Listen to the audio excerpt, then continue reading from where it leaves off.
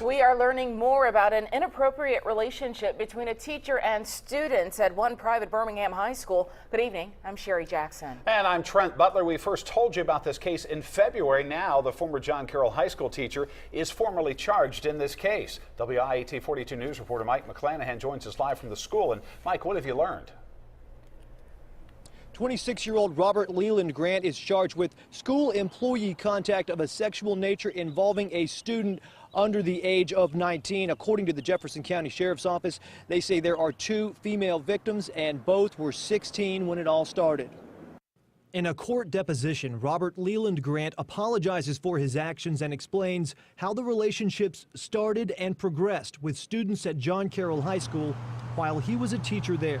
Grant explains that interaction with one of the students began with innocent texting and led to road trips, hand-holding, and what investigators describe as touching of a sexual nature, and the exchange of sexually explicit photos. Grant also describes how his interaction with a different student who sought help with homework turned into a texting relationship that led to kissing in a vehicle and the exchange of sexually explicit photos. The Jefferson County Sheriff's Office says investigators subpoenaed phone records and do not believe there are any additional victims. Investigators say all of the touching of a sexual nature happened off campus. Earlier this year, the principal of John Carroll High School issued a statement saying that the school had launched its own investigation and had contacted DHR. The sheriff's office says Grant resigned immediately when confronted by school leaders.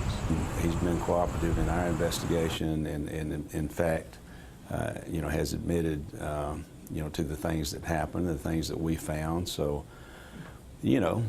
another career down the tubes, but that's not our concern. Our concern is for our young people. I think an interesting fact is pre-2011, in this case, there would have been no charges because this was just touching of a sexual nature.